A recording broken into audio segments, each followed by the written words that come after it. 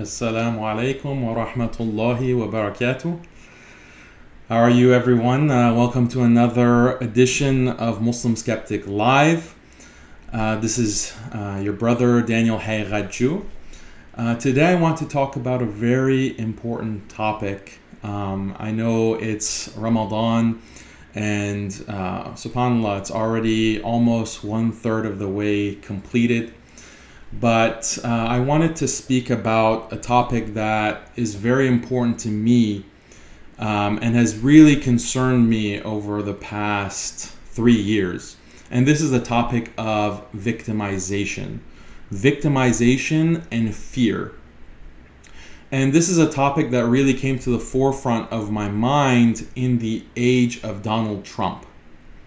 This is something that came to my mind because I was seeing so much panic in the American Muslim community due to Donald Trump becoming president of the United States. And this is something that I felt was causing problems. This level of fear was causing problems. And so today I want to talk about how that is. What are these problems that are coming up? What's the damage that is being caused because of this fear? And I want to tie that to the concept of Islamophobia. Islamophobia is a very widely used concept, and it's getting increasingly prominent. And it's increasingly part of the political discourse in this country, especially as we have politicians who are identifying as Muslim, and these politicians are being attacked. You have activists being attacked. And so this idea of Islamophobia is getting a higher profile within the mainstream political discourse. What is the effect of this? Is it positive? Is it negative? What are the pros and cons? I feel like the only thing that is discussed to such an extent that it's just assumed is that this is positive. This is all great. People are talking about Islamophobia. People are talking about Muslims being discriminated against. And this is all fantastic. This is showing that Muslims are part of the American fabric, increasingly so. I'm afraid that the negatives are not being discussed. And in many cases, the negatives might outweigh the positives. So how do we explain this? How do we justify this? This is what, inshallah, this Muslim Skeptic Live is dedicated to. Inshallah, if you have comments and questions, pointers, please feel free to comment. If you're watching on Facebook, you can comment there. If you're watching on YouTube, you can comment there. I'm going to flip back and forth, inshallah, at different points to make sure that I have all of your comments and questions addressed to the best of my ability, inshallah. Okay, so let's begin, as we always do, with some ayat of the Quran. أعوذ بالله من الشيطان الرجيم بسم الله الرحمن الرحيم الذين قال لهم الناس إن الناس قد جمعوا لكم فاخشوهم فزادهم إيمانا وقالوا حسبنا الله ونعم الوكيل فانقلبوا بنعمة من الله وفضل لم يمسسهم سوء واتبعوا رضوان الله والله ذو فضل عظيم إنما ذلكم الشيطان يخوف أولياءه فلا تخافوهم وخافون إن كنتم مؤمنين صدق الله العظيم. So these are 3 ayat in Surah Al-Imran. And so let me read the translation for you. Men said to them, a great army is gathering against you. And they frightened them. They frightened the believers. But it only increased their iman. They said, for us, Allah is sufficient and He's the best disposer of affairs. So this is an incident in the Quran where people in general came to the believers and said, there's a great army. There's a great group that's gathering against you to harm you. And this was to cause fear. But the believers only increased in faith. And they returned with grace and bounty from Allah, and no harm ever touched them, for they followed the good pleasure of Allah. And Allah is the Lord of boundless bounties.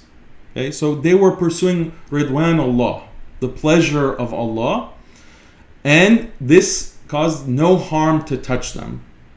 No harm touched them because of their concern with Ridwan Allah, with the pleasure of Allah.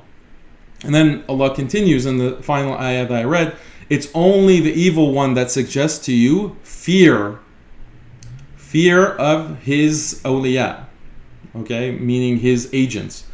But don't be afraid of them, but fear me, meaning fear Allah, if you are mu'mineen, if you are believers. So I think this is very profound for our times, especially in the time of fear. Okay, we have this sentiment expressed very often within the Muslim community that we have to be afraid. We have to be so worried because you have Donald Trump, you have these Islamophobes, you have all of these different groups that are organizing themselves to come and get you, to come and harm you. And this is a fear tactic in many ways. It's a fear tactic in the sense that if you become paralyzed with fear, or fear becomes your primary concern instead of what? Instead of Ridwan Allah, instead of the pleasure of Allah, then this is going to lead to all kinds of bad outcomes. It's going to lead to deviation. It's going to lead to maybe even apostasy, leaving Islam, because you have put Ridwan Allah so far out of your spectrum of concern. The heart is a limited vessel, the qalb, right? And so if you fill it with something, it's going to push out everything else, right? This is why you have to be very careful about what you fill your heart with. If your heart is consumed with fear, this kind of khawf, then that's going to push out other concerns. It's going to push out other considerations. And so this is something that we have to be very cognizant of, and these ayat are pointing to this kind of dynamic. So let's talk more about self-victimization and how this is affecting the Muslim community. So first of all, what is self-victimization? How do we define self-victimization? It's a simple concept. It means that you are excusing yourself from something, and basically you're saying that you are suffering from a kind of oppression, when in reality you're not suffering from oppression. You're not being oppressed. Nonetheless, you claim that you're oppressed, and sometimes you'll use that as an excuse to gain undeserved benefits, right? So this is what self-victimization means. You claim to be oppressed, you're not really oppressed, and then you use that to your advantage. You use that to your advantage. So this is something that we see throughout the Quran. We see it especially with Bani Israel, and I'll give you examples of that. But we also see it elsewhere. We see it with Shaitan. And arguably, Iblis was the first one who used this kind of strategy, or this kind of excuse to exonerate himself. Okay, so let me tell you what I mean by this. So Shaitan in Surah Al-Hijr says, قال ربي بما أغويتني لأزينن لهم في الأرض ولأغوينهم أجمعين. Okay, so this is Iblis. What had happened is that Allah commanded Iblis and the angels to prostrate, to make sajda to Adam alayhi salam, okay, our father Adam. And Iblis was one of the ones who refused to prostrate, and then Allah asked him why. Why are you refusing to prostrate? And so Iblis is coming with these kinds of excuses. For example, saying that I'm not going to prostrate to one who is made of clay. I'm not going to prostrate to one who is made of clay when I'm made of fire. These kinds of rationalizations which don't really make sense. But then he also says in this ayah that I read, he says that my Lord, qala Rabbi, my Lord, because you have put me in error, I will surely make disobedience attractive to them on earth, and I will mislead them all. So this is Iblis blaming, in a sense, and saying that the cause for his disobedience was Allah. Instead of taking accountability for himself, he says, because you have put me in error. Okay? Bima aghwaytani. Right? This is blaming Allah instead of recognizing his responsibility to obey Allah. So this is a kind of self-victimization. Okay? I'm in this position now because of what you made me do.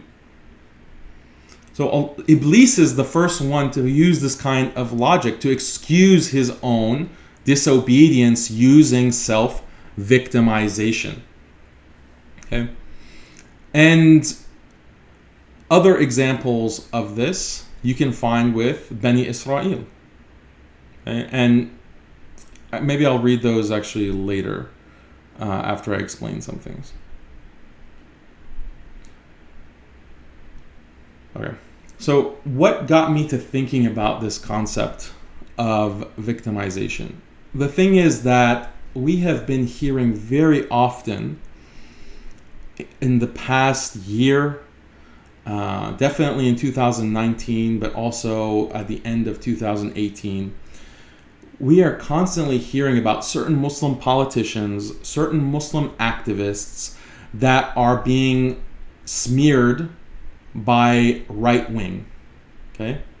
And we get the news, oh my God, there's the right wing is smearing so-and-so and calling her anti-Semite, calling her this and that, and oh, we better rally and support, and we need to march and stand and be united, and all of this stuff being pushed onto the Muslim community. And okay, this happens once, it happens twice, but we're hearing it almost on a weekly basis. And it's really ramped up in this age of with Ilhan Omar and Rashida Tlaib in Congress. They're the targets of attack by the right wing, and that's what politics is. Politics is all about attacking one side, attacking the other side, defending against attacks. All of this is part and parcel of the American political process, okay? And especially when media is involved. But every week, some senator or some congressman or Donald Trump said something mean about Ilhan Omar, and this is Islamophobic, and the whole community has to rally, and we have to march, and we have to raise money. Okay, you can't believe how many times people are sending on these different email lists, on different social media feeds, even within Jummah khutbahs, where they're saying, we have to support, here is a link to their campaign funding, donate some money. Like, they're literally raising money every week on this kind of basis. So it's quite frequent. And even now, just recently, I heard that Rashida Tlaib is now on the chopping block, basically, because she supposedly made some insensitive remarks about the Holocaust. So this is happening over and over and over again. This is causing problems. This is causing major problems. And it is very cynical. It is very cynical for these politicians to use these kinds of attacks for their own benefit. Why? Why is this cynical and hypocritical? Because they're in the political game. They're playing the political game. You don't think Ilhan Omar is constantly blasting Republicans, constantly blasting conservatives? Do you think Rashida Tlaib is just like quietly sitting there and not saying anything? Like she's just focused on legislation. She's not focused on making, these kinds of waves in social media and mainstream media. She's the one who called Donald Trump a mother effer, right? So they're using this kind of very charged language, and they are putting themselves out there as these political players. So if you're going to be playing that game, then of course you have to expect backlash. You have to expect that there's going to be pushback, that you're going to be attacked. Then why should the Muslim community jump to your defense every time? And so it's not just Ilhan Omar, it's not just Rashida Tlaib. This kind of dynamic really started, I would say, or became really annoying with Linda Sarsour. Linda Sarsour really had a lot of time in mainstream media where she's being attacked, and then the Muslim community has to rush and defend her and say, I march with Linda. This is not a good situation, and I'll explain to you why. Okay. So imagine the situation that you have a very close friend, and this close friend of yours is kind of a live wire. He's kind of outspoken, and you're spending time with him, but this guy likes to pick fights, okay? Because he's outspoken, he's outgoing, that's his personality. So for example, you'll go to play basketball, maybe some pickup basketball at the park, and then he, gets in a fight, he pushes someone, and then they push back, and then you're pulled into the fight because he's your friend, so you have to support him. You have to back him up, basically. You go to a restaurant, you go somewhere out to eat, maybe grab a hamburger, and he starts arguing with the cashier. He starts arguing with the waiter. He starts arguing with someone else. And then again, you're pulled into it because you're there, he's your friend, and then you have to be his backup. And so this keeps happening over and over and over again. And so you get tired of it. You get tired of it. Why are you picking fights, right? Why are you in this situation where you're attacking? And so you realize that maybe I need to get a new friend. Maybe I need someone else to hang out with. I can't be constantly backing this person up in the different kinds of fights that they get into. Okay? And then what if this friend of yours said, well, look, maybe we should join a gang. Okay? We're getting in all these fights. Maybe we need to join a gang, and the gang will protect us from harm. This gang will help us against these enemies that are constantly fighting with us. And so, join this gang with me. Right? Your friend proposes this to you. Are you going to join the gang? No, you'll say that, well, this gang is not good. Like, these people are not good. They have views that I don't agree with. They have beliefs that are really wrong and disgusting and objectionable, and I don't want to join this gang. And then your friend says, why not?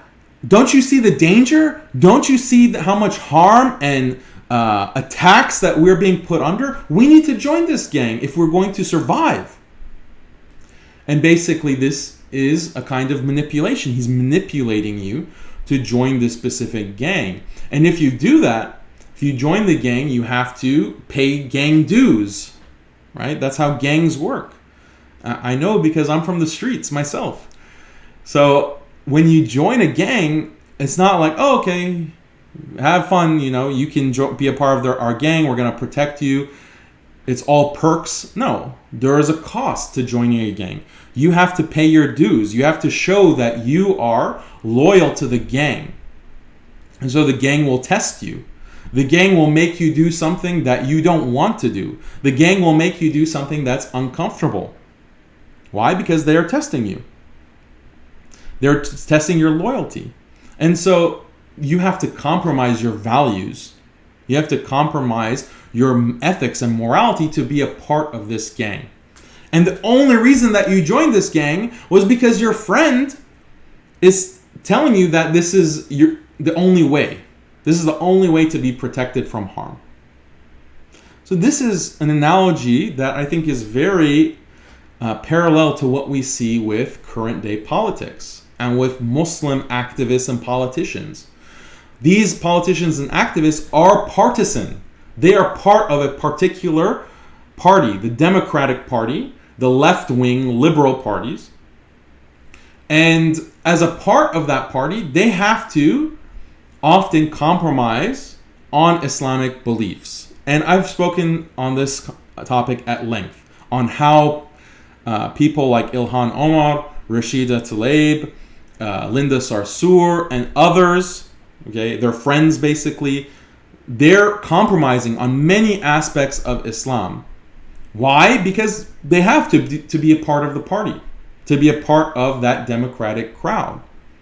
And I've explained, if you're going to denounce LGBT, if you're going to say something like same-sex behavior is a sin, you're not going to be accepted within the Democratic Party. Okay? The controversy just this past month was Rashida Tlaib apparently said that my Allah is a she. Okay, this kind of blasphemous kufr statement. My Allah is a she. Why is she saying that? Well, because you have these kinds of feminist sentiments on the left. That, okay, well, you have to have gender equality. Why, if you have the Quran referring to Allah, Allah is referring to himself as huwa, as he, with the masculine pronoun, and using the masculine conjugation of the af'al, of the different verbs, and so on and so forth. Of course, Allah doesn't have a gender, but these are the words that Allah uses for himself. So to change that, right, to change what Allah is saying, to manipulate the Quran and say, no, we're not going to use huwa, we're going to use hiya, this is kufr. This is blasphemy. Very clear. There's no difference of opinion on this.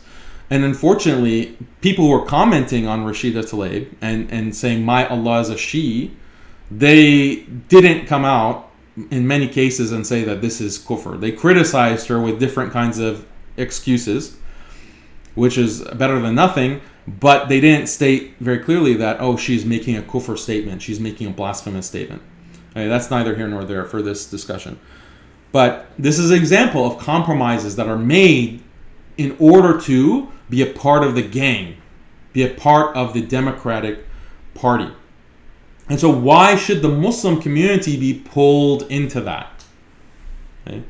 And it's reached a point, it's become such a regular part of the Muslim news cycle that it's hard to believe that these people are not cynically doing this. Like, that's not becoming a strategy that they're employing for increased exposure, for increased funds, for increased campaign donations. Okay, and I wrote a satirical article on this, which I will show you right now.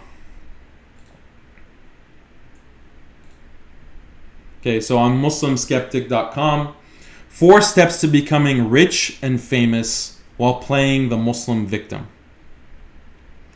Okay, so this is a picture of the boy who cried wolf. So step 1 to becoming rich and famous while playing the Muslim victim. Make a lucrative career for yourself as a Muslim who constantly is blasting the right wing as fascist, racist, calling people mother effers, like going and protesting in Congress where they have to physically remove you, and shouting down, what was that guy's name? Brett Kavanaugh, right? Linda Sarsour goes and like starts shouting him for not respecting a woman's right to choose to basically kill her unborn child, where the police had to come and remove Linda Sarsour physically and arrest her. putting yourself in a position where you are so outspoken that even like police have to come and arrest you, and you expect that, right? Because it makes the news. It's a spectacle. Okay, so do all of these things and align closely with the left, right? Align closely with Democrats in the way that I described, even though the left is promoting all kinds of anti-Islamic ideas, anti-Islamic beliefs. Okay? Then convince the Muslim community that their only option is to politically support the left, to politically support the Democrats. And so constantly be promoting this in the community. And so this is the partisan game. This is the political game. And then while you're doing this, make sure to conveniently ignore all the damage that your whitewashing of the left-wing causes and ideologies due to the faith of the Muslim community, especially the youth, right? Because if you're constantly promoting the left and aligning with the left, then the average young Muslim is going to think that, oh, well, I guess the left wing is acceptable Islamically, even though they say things like, my body, my choice. Again, something that is theologically completely contrary to Islam. My body, my choice. No, our bodies belong to Allah. Our bodies belong to Allah. And so we have an amana. We have to conduct our bodies in accordance to what Allah has said and commanded us, not according to what we choose to do. So that very idea, that very slogan is contrary to Islam. Or making blasphemous statements about the Quran, joking about the Anbiya, constantly advocating LGBT. These are all left-wing causes. Okay? The left wing is very anti-religious, especially organized religion. So if you make that the party of the Muslim community and you say that that's the only way that Muslims can survive, then this is fear tactics. And what you're doing is you're causing disbelief, and you're causing a situation where the youth are misguided. The Muslim community is misguided into thinking that ideas that are anti-Islam are in fact Islamic, or they're okay for Muslims to adopt. So this is a big harm. So step 2, when the right wing, the moronic right wing is how I put it, because I'm not advocating that we leave the left and align with the right. I'm not saying leave the Democratic Party and Muslims need to be Republicans. That's not what I'm saying at all. Okay? And so don't get it confused and say Daniel is advocating support of the right wing. Not at all. There are as many problems with the right as they are with the left, because in reality they're the same party essentially. Okay? There's not a two-party system. All of the main issues, like the most impactful issues that affect human beings in the world, the right wing and the left wing are agreed upon. Okay, they have really the same view. It's only a small segment of issues where there's actual disagreement between the right and the left. Okay, and this is a huge topic that I don't want to delve into right now. But to give you an example, if you look at Obama's policies towards Muslims, in almost all areas, he had the same exact views as the Republican George W. Bush. When it comes to surveilling Muslims, when it comes to the no-fly list, when it comes to the FBI using entrapment techniques to basically manipulate the Muslim community or Muslim community members to plotting acts of terror. This is entrapment. In fact, Obama increased these kinds of plots. You have the war in Iraq and Afghanistan. Obama extended it to Libya. He extended to Somalia. He continued the occupation of Iraq and Afghanistan. All of these different issues. There's bipartisan support. There's bipartisan consensus. So anyway, that's a different point. So I'm not, just that caveat, I'm not trying to advocate that Muslims be Republicans. Okay, so step 2, when the right wing reacts to all of this goading on, reacts to this inflammatory speech, to your outspokenness, then pretend that you're surprised, like, oh no, I'm being attacked by the right wing. They are treating me like, they're being racist against me. They're being bigots against me. This is a hate crime. Okay? But in reality, this is not something that you couldn't have, that you could be surprised about. You knew that this is how they're going to react. Okay? Just like in the example of your friend going and pushing people around, being outspoken, shouting and arguing with people. Yeah, people are going to react against that. People are going to push back. That's what politics is about.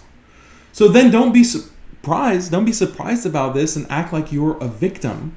Okay? Especially when you're going out and soliciting donations, asking for contributions, getting media exposure, by the way, that is very lucrative, right? If you're featured on CNN or the New York Times or the Washington Post, this is something that is going to bring, that's going to pay dividends for you. So how are you a victim of any of this? Okay? And then if you pretend like you're speaking truth to power, this is also silly because you're not speaking truth to power. The Democratic Party is very powerful. You're speaking left-wing truth. You're a mouthpiece for the left. They're backing you up, right? Just like when you join that gang, the gang is powerful. The gang is going to support you, but you can't say everything that you want because if it goes against what the gang believes in, then you're going to be thrown out of the gang, right? So this is not speaking truth to power. Okay? This is a joke, really. It's really silly. Okay, and then step 3: use your self-declared victimhood to rally support from the Muslim community, get them to stand with you, to be united for you, to march with you, and then beg them, basically, guilt trip them to donating to you and your organizations. Okay, convince them that they have to support you because if they don't support you, you're going to be in big trouble. Something bad's going to happen to you, and then something bad is going to happen to them because you are not supporting their cause. You're not joining the gang. You're not joining the left wing. And this is exactly what happened. This is exactly what happened with Donald Trump getting elected. You had very over-the-top rhetoric. People were literally saying that we're on the verge of genocide. This is a genocidal moment. It's just shocking. I couldn't believe that you're using this kind of language, and they had emergency masjid meetings. Okay, that's the way they put it. We're having an emergency meeting. Like, oh no, oh my God, everything is, this is like Chicken Little. The sky is falling. The sky is falling, and we're about to be exterminated. Donald Trump is going to round us all up. This caused panic. This caused fear. This caused a loss of rationality. Just going back to the ayat of Allah, you're filling people's heart with this kind of reactiveness. And they're going to lose sight of Ridwan Allah. They're going to prioritize what? They're going to prioritize self-preservation in the face of a non-existent extermination. So this is step 3. This is the game. And then step 4, you just repeat it. You just repeat this process every week, every month. The news cycle is just filled with these kinds of back and forth, this political game. And it's a very manipulative way to get Muslims aligned with the left wing to their own detriment, to the detriment of their interests and to the detriment of their iman. And then bonus, if anyone dares call you out for your shameless toying with the emotions of the Muslim community and essentially scaremongering them for your personal gain, just accuse such detractors of being right-wing shills or out-of-touch extremists who don't really understand the complexities of politics. So this is what I experience, because when I point out this dynamic and I say that, look, this is wrong, this is manipulative, this is self-serving, I'm called a right-wing shill. I'm called an extremist. People say, oh, you're out of touch. Like, you still have the mindset of 1990s Salafis. Salafis who just don't understand anything. You're still stuck in the past. We've progressed. We've come so far from those days of backwardsness. And now we know that, becoming cheerleaders for the left is the way forward. Okay, so this is all manipulation. And is it, when I say it's manipulation, I think some of the people who are actually in this dynamic, activists or imams or whoever, I don't think they're necessarily recognized. I don't think they're privately in their offices, like rubbing their hands together and saying, yes, this is how we're going to manipulate our community. That's not what I'm saying. Maybe for some of them that is the case. Okay, I think there are figures that have those kinds of malicious intentions. But I don't think that they need to be conscious of it for it still to do harm. They might not be consciously plotting in this kind of way behind the scenes, but the effect of it is still the same. The damage is still being done. And they're being incentivized, right? Because even if they're not, privately conspiring and like plotting, like, oh, we're going to get, the Muslim community, and they're not being paid by like the CIA or Mossad, even if that's not happening, others are paying them because they're getting the kinds of academic appointments, they're getting the media coverage, they're getting the kind of notoriety and political clout. You have Bernie Sanders, who will be retweeting you, the potential president of the United States retweeting you. These are benefits, these are perks to playing this game. And so that's why people play it. There's definitely that kind of profit motive. Okay? So we don't have to necessarily say anything about a person's heart or the state of their iman, or to presuppose that they're, conspiring behind the scenes. But nonetheless, we can judge on the outward action and the outward cause, the very clear, visible cause of these kinds of behaviors and this kind of victimhood. Okay, so let me pause here and address some questions.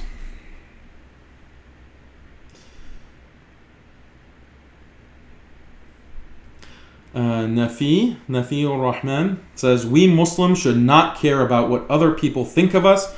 Our job here in dunya is to share the message of Islam, worship Allah, stay in the right path, and prepare for akhirah. MashaAllah, see, this is exactly what the ayah is referring to. Where the center of our universe is Ridwan Allah, pleasing Allah. Hamza says, Assalamu alaikum, wa alaikum assalam.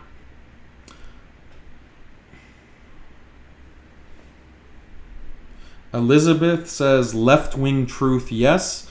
When you are desperate and want attention, one person wrongs you in faith and you out them does not benefit anyone. I'm not sure what that comment is referring to, but yeah, in certain situations, there's not going to be benefit for pulling the entire community in a fight, in a political fight that's not going to benefit them. Kareem says, brother, you're making an assumption because Ilhan Omar spoke out against her own party, so therefore she is speaking truth to power. She has more courage than you.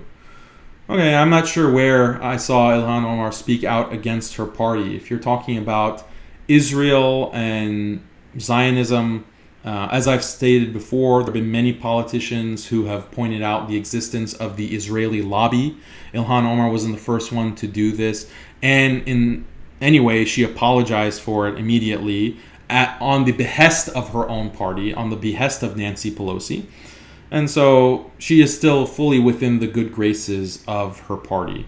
Now, if she did go out on a limb against her party and started saying things like, LGBT is not a priority, women should not have this kind of unlimited right to cut out their wombs and to cut out unborn children, and we need to be very clear on what is male and female and none of this transgender nonsense. She said things like that. I would say, okay, wow, mashallah. She's speaking in accordance with Islamic values, Islamic principles, and that's someone that I can support.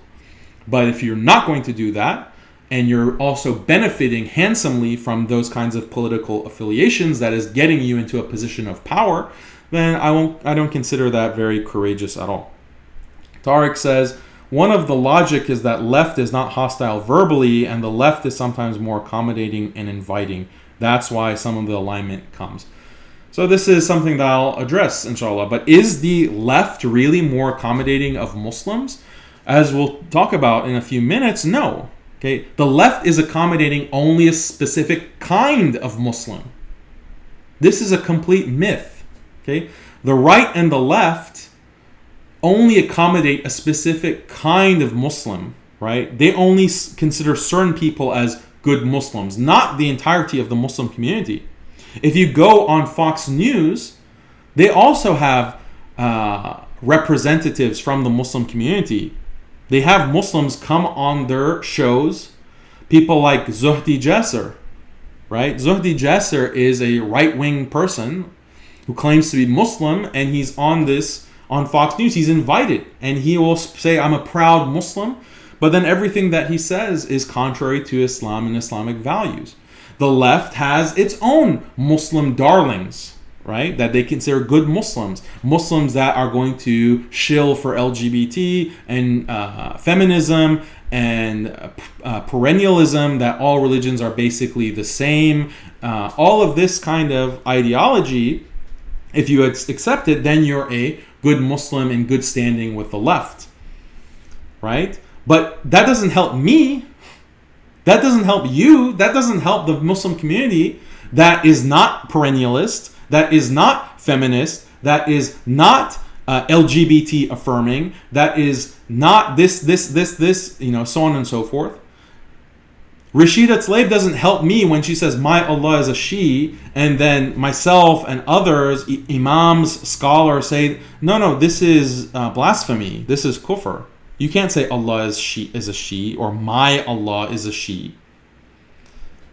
So then the left views Muslims like us as extremists. They view us as out of touch. They view us as not being the good kind of Muslim. So this is not helping. The left is not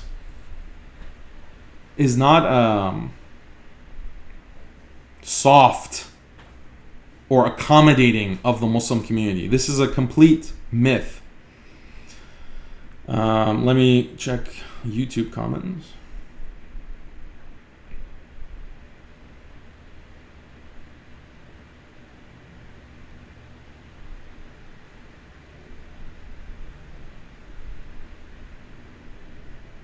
Okay, wa alaikum assalam. Everyone saying salam alaikum. Okay. One question from Mukit. Daniel, what are your thoughts on what the Ummah can do to stop the concentration camps in China? This is a little off topic, so I won't get into depth on this, but I think that it's the responsibility of Muslim countries and Muslim nations to put pressure on China, especially countries like Pakistan, countries like Iran, countries like Saudi, countries like Turkey, so on and so forth. All these countries need to put pressure on China and say, look, we're not going to do business with you. And we're not going to play into your regional strategy and your regional plans, because that's what China is doing. China is trying to become a superpower, and the main way that they're trying to do that is to create infrastructure in Africa and in Asia and in different Muslim countries. So if they want Muslim countries to say, look, we're not going to play ball with your plan to compete with the US if you treat Muslims in this way. So for Muslim countries to do this, they have to put the profit motive aside, and they have to say, we fear Allah, and we are not going to compromise on our principles. We are not going to let our brothers and sisters to suffer and to be put into concentration camps on our watch, and at the same time do business with you. and allow you to build ports and allow you to create infrastructure, expand your market, take our resources while you're doing this? No. Okay? Where is principle in this day and age? Okay? Everything is pragmatism. No, it's not pragmatic to sacrifice your brothers and sisters for the sake of your own pocket. This is not being pragmatic. Okay? Everywhere we see this kind of attitude that is just so sickening. So the solution for many of these problems around the world where Muslims are being oppressed, in China, in Burma, right, in Syria, in all of these, in Yemen of all places, this kind of oppression, other Muslim countries can put pressure. Okay, and if we don't get back to this mindset of Ridwan Allah, the pleasure of Allah. What can we do to please Allah, as opposed to what can we do to achieve dunyawi benefit and money and status and position? If we don't get into that right mindset, then oppression is going to continue. We're weak.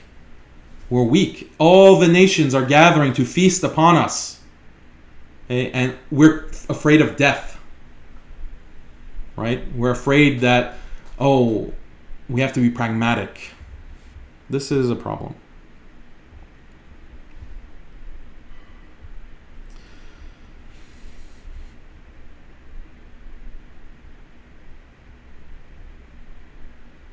Okay, some of these questions are a little bit off topic.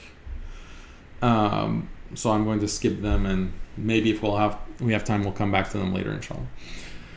Okay, so this is the political game. We have to join the gang if we want to be protected.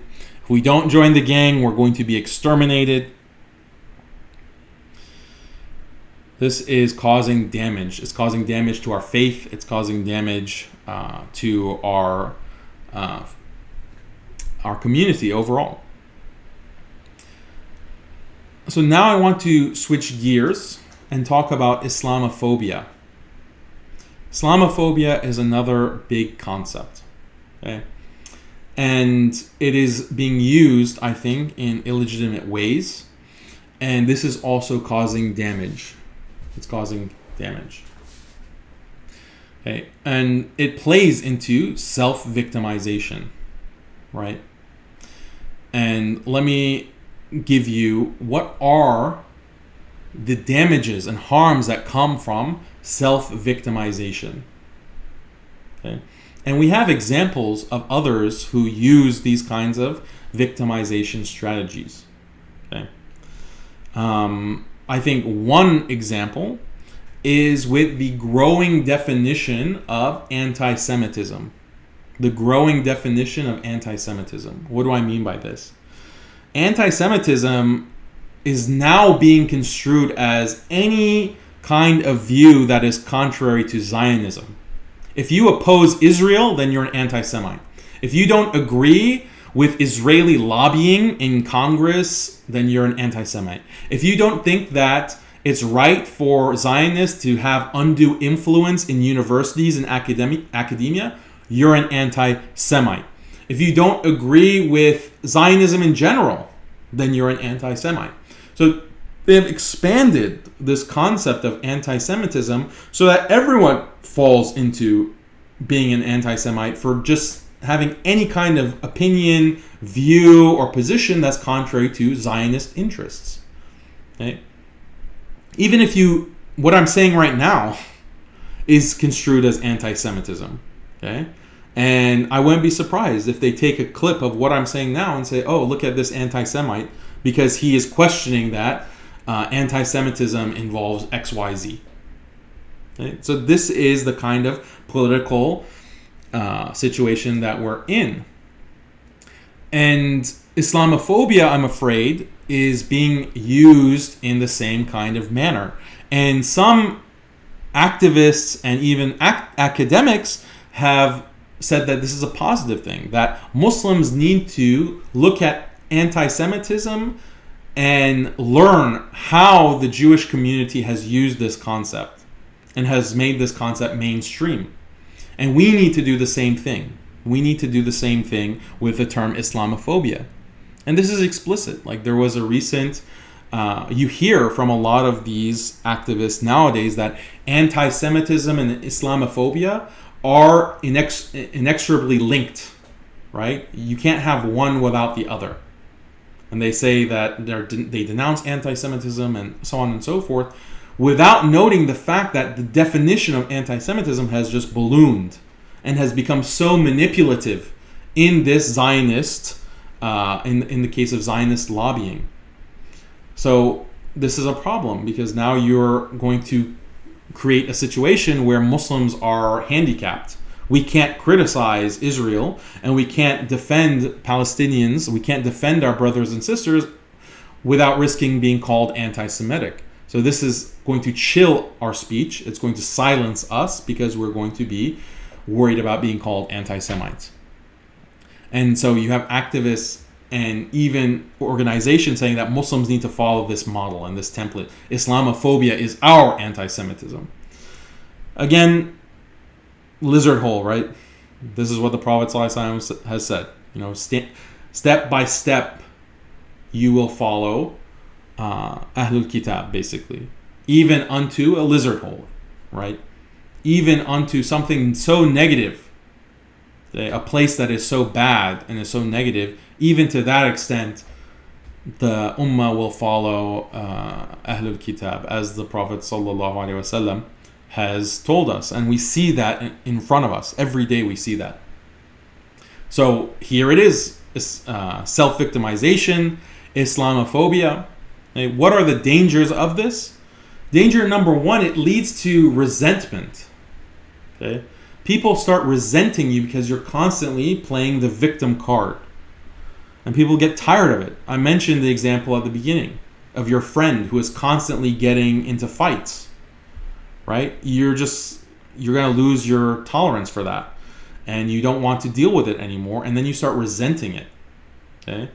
And especially if you say something like, oh, come on, is this really Islamophobic? Is this really... And then, oh, you're Islamophobic just for asking that question. And we're not going to engage with you. We're not going to talk to you because you're an Islamophobe. We're going to blackball you because you're an Islamophobe. This is the kind of attitude that we see, and I don't know that it's very productive because it leads to more resentment. Okay? And you see that. I think that when it comes to the kinds of negative sentiment that is expressed against Muslims nowadays, it's more angry. I see a lot more angry sentiment against Muslims in different parts of the political discourse. And it seems like one of the biggest grievances is that, look, just because I don't agree with Islam or I have criticisms of Islam, that doesn't make me a racist or a bigot. So we're going to analyze all this. We're going to analyze this in a second. But that's the first kind of negative outcome or side effect of Islamophobia and pushing Islamophobia, expanding the concept, is that you are generating resentment in non-Muslims against Muslims. Okay? The second problem is that self-victimization leads to psychological problems in the community itself because you have constant fear. Right? If you think Islamophobia is just this ever-present force that is pressing down on you constantly, that you'll internalize that, and it can cause psychological issues. It can cause depression.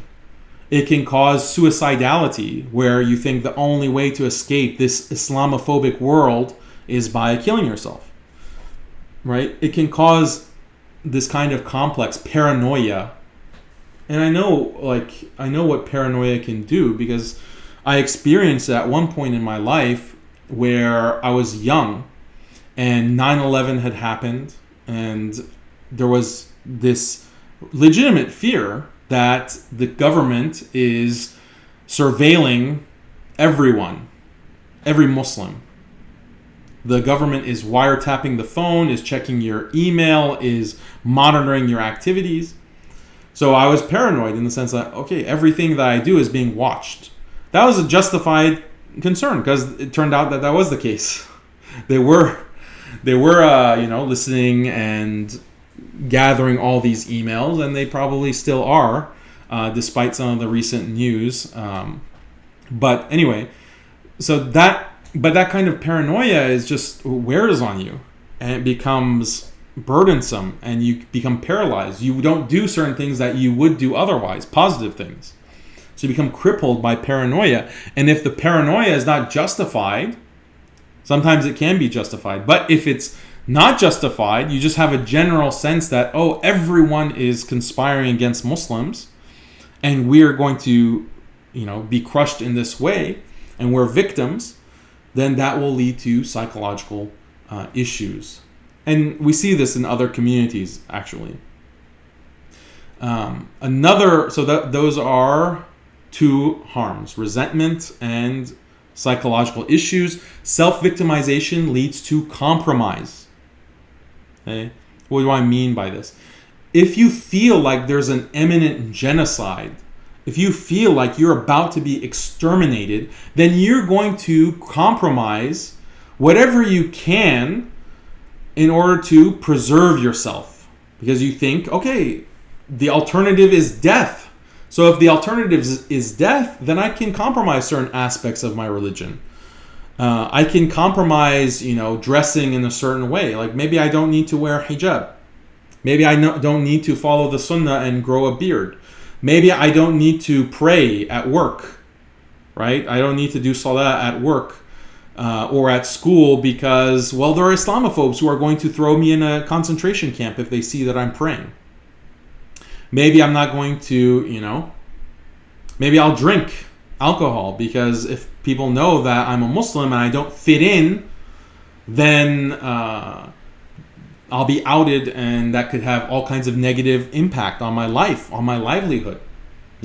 Maybe I should join hands with LGBT and wear a rainbow hijab because if I don't, then I'm going to be, negatively impacted, thrown in camps, prosecuted, unjustly detained, thrown in Guantanamo Bay. Okay? So all of these compromises to your faith, you are justifying, and you think you're fully justified because what's the alternative? Death. What's the alternative? Genocide. So this is a problem. Okay? Compromising your faith. Again, you're leaving Ridwan Allah.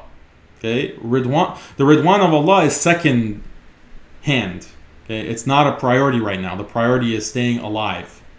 And so you feel justified, even though you've created this non-existent genocidal force that's a figment of your imagination. The fourth problem that I'll mention about self-victimization is mistaken priorities. Okay, because if you're concerned about self-preservation because you wrongly have imagined this genocide that's imminent, this existential threat, then you're going to misprioritize things. So, for example, instead of prioritizing da'wah, instead of prioritizing calling to Islam, instead of prioritizing Ridwan Allah, you prioritize, fitting in. I need to make sure that I assimilate. I need to make sure I don't stand out. I need to make sure that I am going with the flow. Or I need to prioritize fighting Islamophobia and marching and going on these women's marches and, making a big scene at Congress and get in these protests because that's the priority. That's the priority. And that's what we see. And the actual tangible thing that I've seen, I travel to different communities around the United States to give different talks. And one of the main problems that people point out at these different masajid that I visit is that there is not really much youth. There aren't many youth, young Muslims who are coming to the masjid for the purpose of helping with masjid projects. There are not many youth who are interested in da'wah, as there used to be in the past, in the 90s or the early 2000s, what's often called the backwards days of the Muslim community in America. Now, there's a dearth. There is a lack of enough manpower, youth, to come and push these kinds of projects. And it's a big problem. And my assessment of the situation is that the reason why there is this dearth is Youth are prioritizing activism. Youth are prioritizing this idea that Islamophobia is the biggest threat. And so we have to fight for Islamophobia. And if you're going to fight for Islamophobia, you also have to act and fight for the rights of other minority groups, including transsexuals and homosexuals, lesbians, and all of these other groups.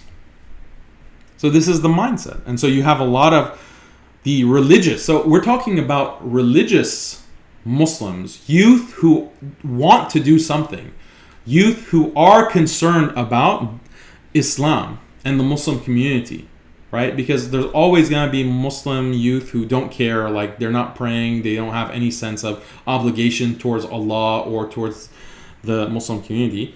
That has always existed. But what's scary is that now, okay, in my day and age, in the 90s and so forth, the youth who were concerned about helping the Muslim community and being obedient to Allah, they were focusing on dawah.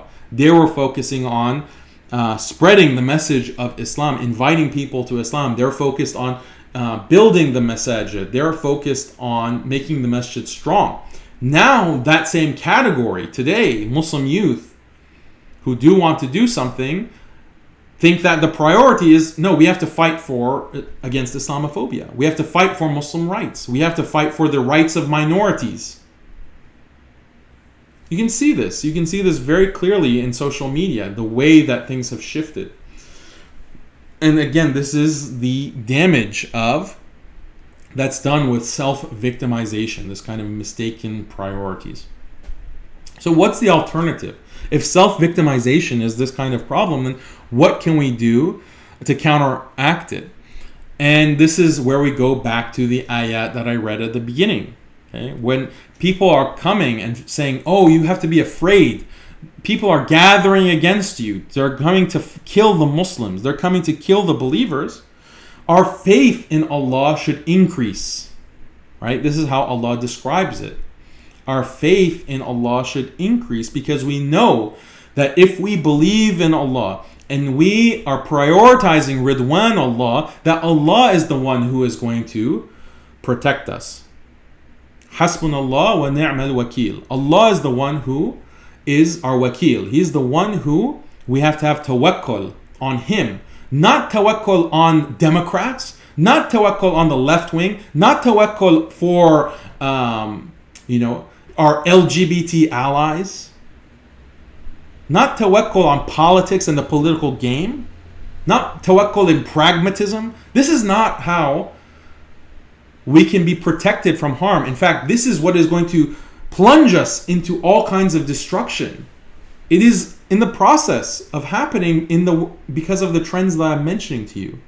The loss of faith amongst youth and the community in general in the West is real. Let's be real about it. And even Muslims who do not explicitly leave Islam and say, oh, I've left, I don't believe, they're adopting so many views that are sheer kufr. They're adopting ideas that are kufr and they think that it's okay. Right? Like this, again, Rashida Tlaib saying, my Allah is a she. I'm seeing a lot of young Muslims saying, yeah, that makes sense. They don't recognize it as kufr.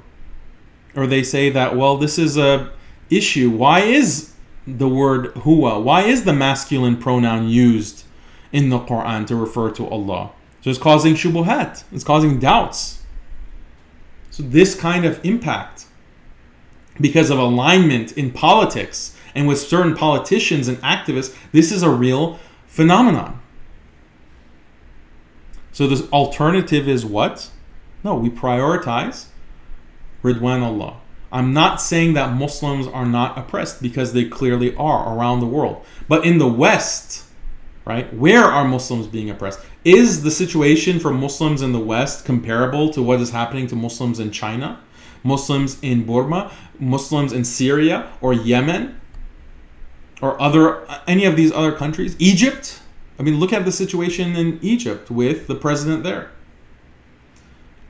in the West, I would argue that our level is not the same. Is not the same. We are not being gathered up into camps. So then why do we feel, and why do some of these Muslims feel like they're so oppressed?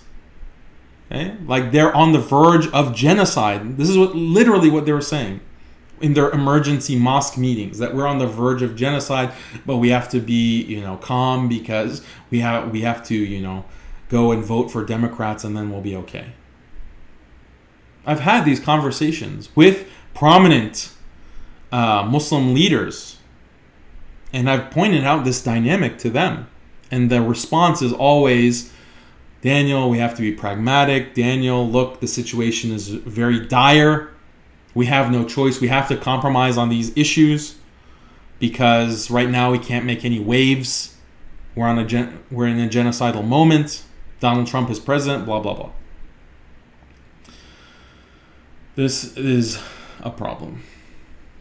Okay? So fear is an enemy. Fear is our enemy. And if we subject ourselves to fear, that will fill our hearts and will push out the priorities that we should have. So what about Islamophobia? What is Islamophobia? Okay. Let me stop for questions and then we'll go to Islamophobia.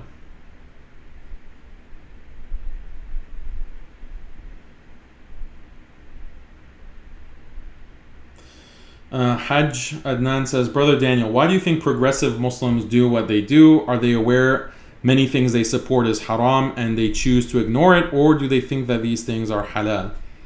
Yeah, you'll find both types amongst progressive Muslims and liberal Muslims. Like, they're very confused. Maybe some of them, they understand that something is haram, but they make up some excuse to justify it, or they use this kind of pragmatism card and say, oh, it's okay, we can treat it as halal because we're Muslim minorities and we're in this genocidal moment, so it's okay if we make this thing that is usually haram halal. Okay, so all kinds of justifications can be used in that way. And really, the Muslim community has always been a minority, right? The Muslim community has always been a minority. What do I mean by this? Because this is an excuse that's used that, look, when we look at the seerah of the Prophet sallallahu alaihi wasallam, there was a Meccan period and a Medinan period. In Mecca, the Muslims were a minority, and therefore not all of the Sharia was being implemented. Only parts of the Sharia were being implemented, and Muslims were doing this and that and hiding. Therefore, we are a minority today, so we can equally disregard most of the Sharia and not practice it. Or we have to reform it, or we have to use some kind of minority fiqh, minority ijtihad, because our situation today is more similar to the Meccan period. Okay? This is the kind of argument that they use to justify, based on the seerah, their kind of reformism, their progressivism, their liberalism, and so forth. But this is completely backwards. It's completely wrong. This is something that we only find within modernist times. Okay? None of the ulama of the past had this kind of claim, this ridiculous claim that we can now amend or abridge the Sharia and what we implement of the Sharia because of we're a minority. Okay? Obviously, if you are living in a non-Muslim land, just by virtue of not being in Dar al-Islam, many parts of the Sharia won't apply. I mean, that's something else. That's a separate question. But these reformists and progressives and liberals are saying, no, even in Muslim countries, even in Dar al-Islam, we have to limit or not follow these different aspects of the Sharia because globally Muslims are a minority. We don't have power. And so it's okay to compromise on these clear aspects of the Sharia or reform them because of that weak position that we're in. And this kind of thought process is found nowhere in the scholarly tradition. And furthermore, it's not based on the seerah either. Because when the Prophet ﷺ and the Muslims, they made hijrah to Medina, They were also a minority there. For a long period of time, they were the minority. And when they did become the majority in Medina, they were still the minority in terms of the entire Arabian Peninsula. They were always the minority. And even when the Muslims, in the time of the Khulafa, took over the Arabian Peninsula and conquered the Arabian Peninsula, and the entire Arabian Peninsula was Muslim, then the whole world was still non-Muslim, right? Kuffar. So Muslims were still the minority, even in that context. Muslims have always been the minority. Muslims have always been in this position of weakness for the beginning, the beginning generations of Islam. And it's the beginning of the beginning generations of Islam that our Islam is based off of. The Prophet ﷺ and the Sahaba and the Salaf, right? And this is what the scholars have preserved throughout time, whether they were in political dominance or political weakness. So this kind of appeal to the seerah is completely misplaced, and it gets basic facts wrong about the seerah. Okay, so Islamophobia.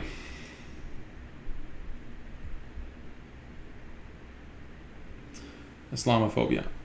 How do we define Islamophobia? This is an issue that might seem simple, but is actually more complicated. Let's look at one definition that's given of Islamophobia that has problems. Okay, this is a definition given by an activist, an academic named Khalid Beydoun. He wrote a paper called Toward a Legal Definition and Framework for Islamophobia. And in this paper, this academic paper, he tries to define what Islamophobia is. Khalid Beydoun, he is an activist that has many problematic views. Recently, he came under fire because with Sohaib Webb, he wanted to lead a kind of tour or tourism of Christchurch, the site of the New Zealand massacre, and take certain people on a tour of that place. So he got a lot of backlash for that with Sohaib Webb, justifiably so. But he's been on the scene for a while, and he kind of is very left-wing. But he's given this kind of definition of Islamophobia. And I think it's a good place to start because people are citing this paper to provide a framework for what Islamophobia is. So here is the relevant part where he gives a definition. He says, this piece, meaning this essay, defines private Islamophobia as the fear, suspicion, and violent targeting of Muslims by individuals or private actors. This animus is generally carried forward by non-state actors' use of religious or racial slurs, mass protests or rallies, or violence against Muslim subjects. Okay. In a nutshell, Islamophobia is the fear, suspicion, and violent targeting of Muslims. So he says it can be by private actors. He also labels something structural Islamophobia. And he says the only difference is that instead of private actors, the fear and suspicion and targeting is done by government agencies and institutions as opposed to individual actors. So this is the definition of Islamophobia that is given. Is this a coherent definition? Is this a coherent definition?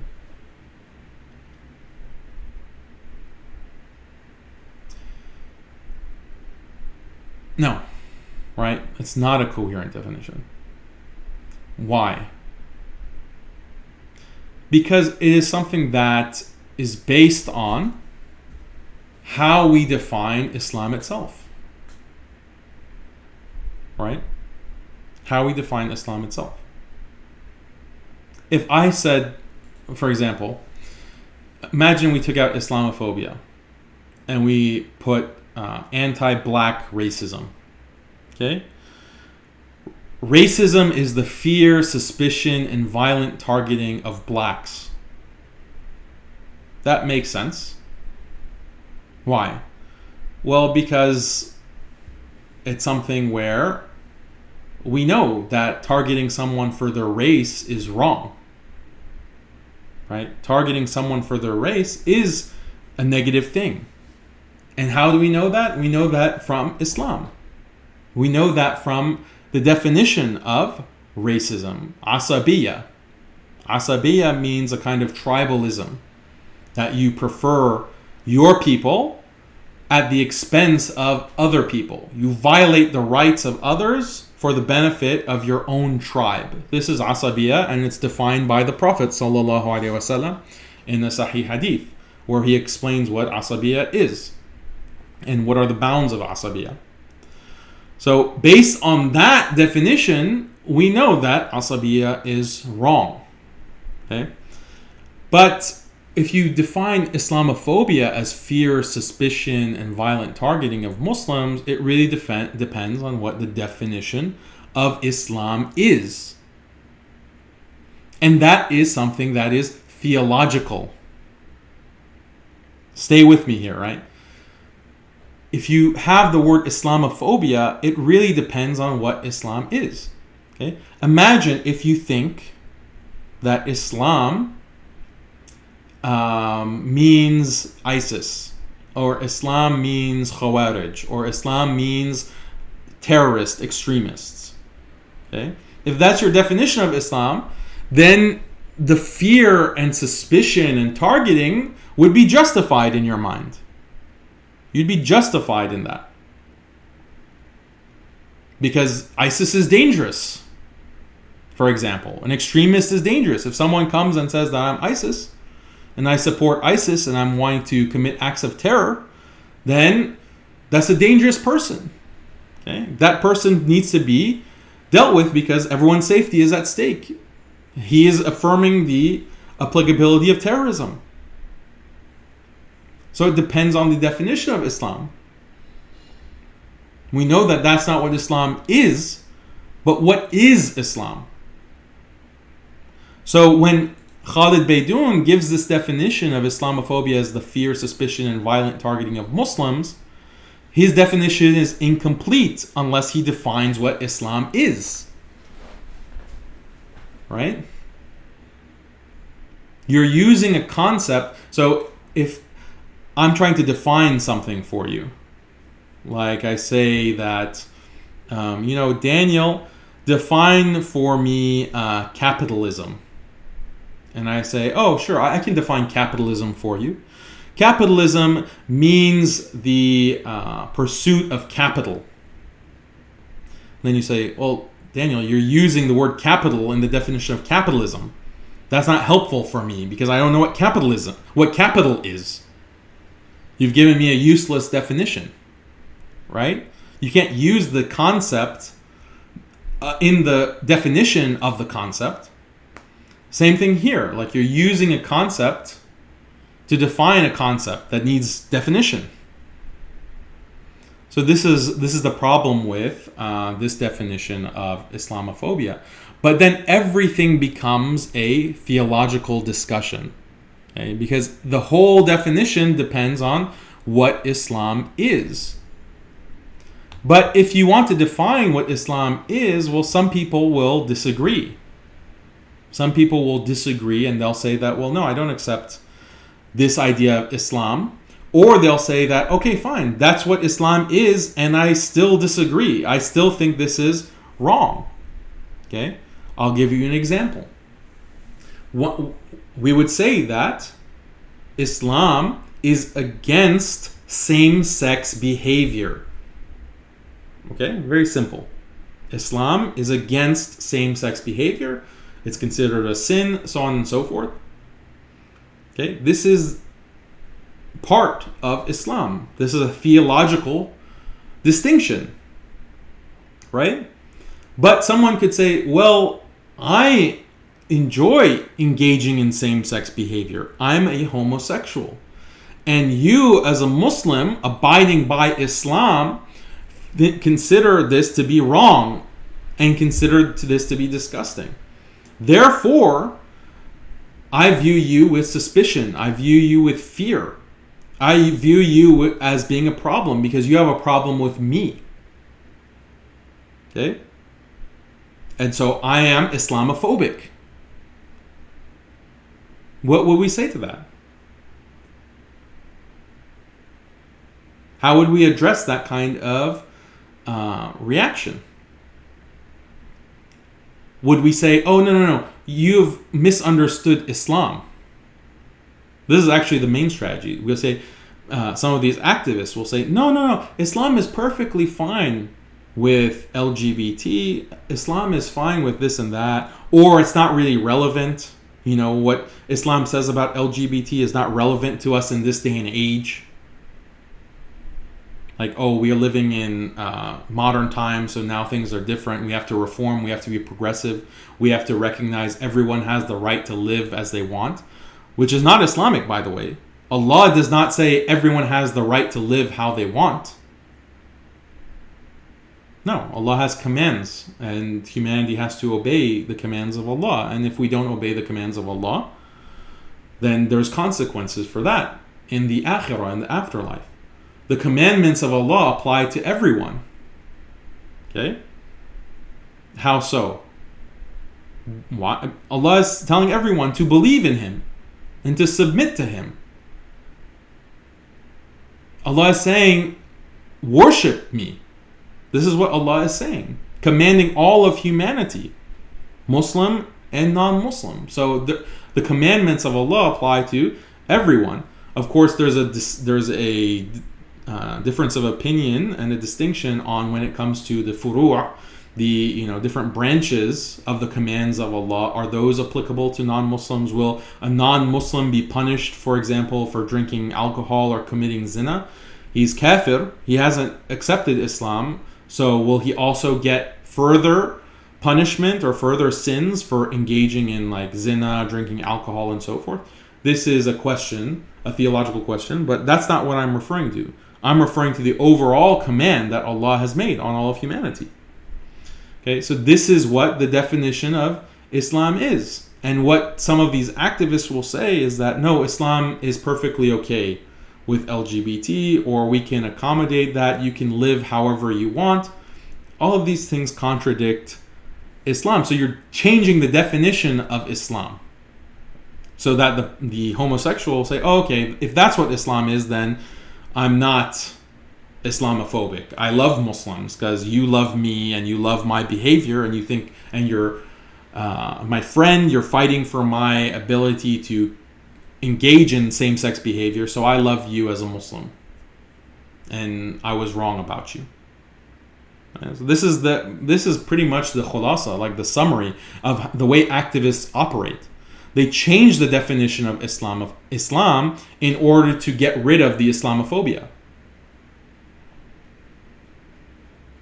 I mean, there's a famous quote. Actually, many people have said this. They've said that if people do not view Islam with fear and with suspicion and with hatred, then that's a problem.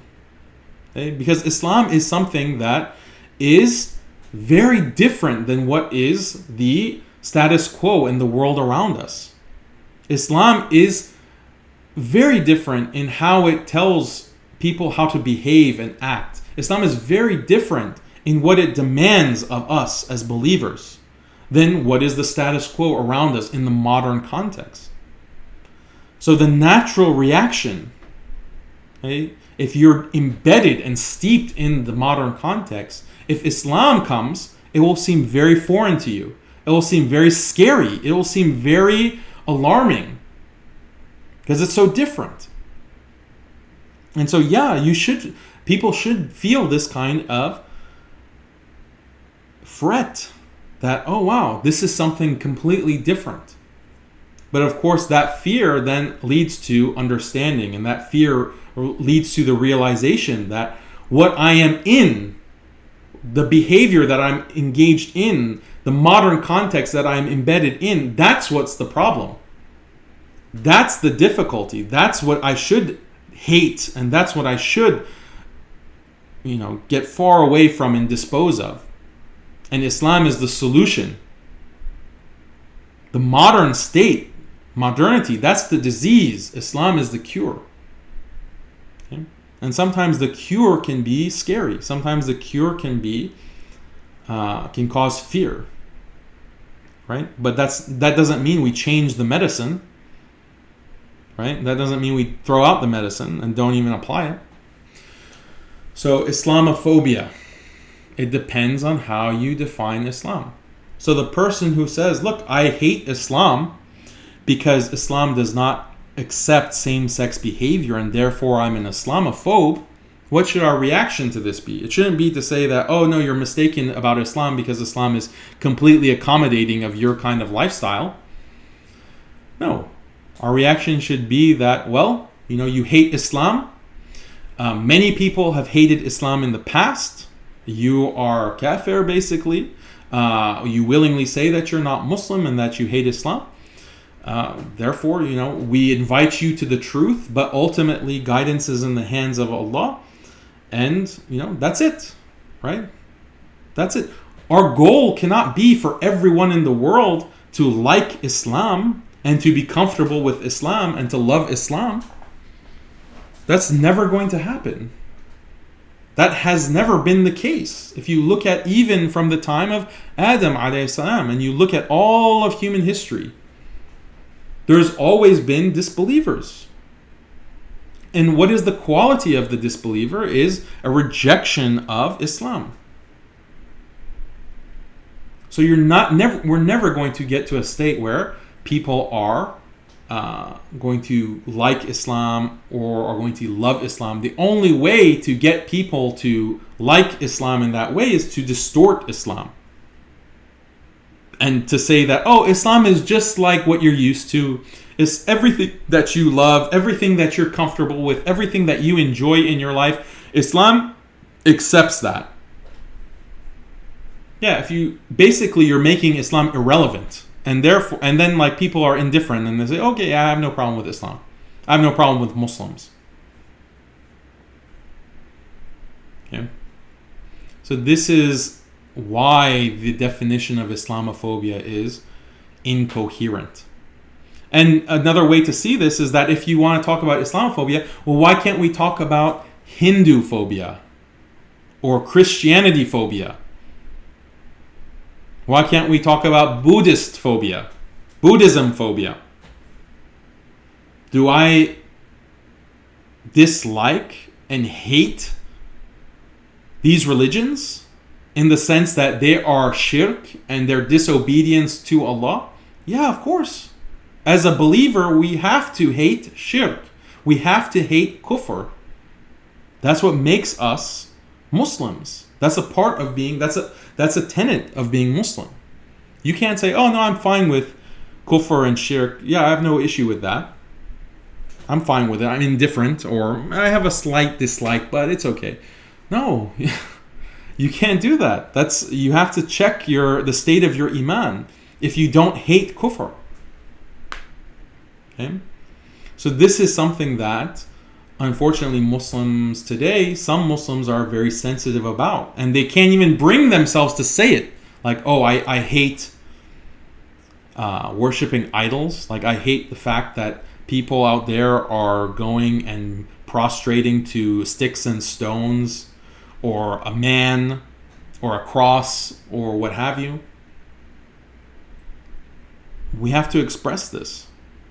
We have to express it and we have to feel it in our hearts. This is a part of having iman. But if you create a secular society where all religions are the same, and if you show any kind of disagreement with another religion, that means you're a bigot. That means you're closed-minded and you're intolerant. That's the context that has been created. But we can't accept this. And we can't allow ourselves to internalize this kind of mindset, because we do hate kufr. We hate shirk.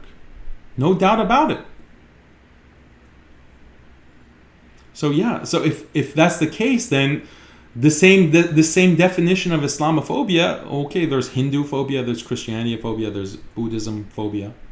So this is the only way that Islamophobia can make sense is in a secularized context. The only way that Islamophobia, this definition that Khalid Beydoun has given, makes sense is if we take the theological aspect out of Islam. How do we do that? How do we take the theological aspect out of Islamophobia? Very easy. You say that, well, being a Muslim is not about subscribing to Islam with an Islamic theology. Being Muslim means being a certain race. Being Muslim means being a certain ethnicity. That's it. And then, okay, is there fear and suspicion and targeting of that specific race or ethnicity? Yes. Okay, that's Islamophobia. Okay? This is the only way that Islamophobia makes sense. If you suck out the Islamophobia, the Islam from it, the theological questions from it. And this is what I said in our previous, I think it was last week or 2 weeks ago, where I said that there's a very easy way for Muslims to beat Islamophobia. Right? There's a very easy way to do that. All Muslims have to do is to reject every aspect of Islam. Okay?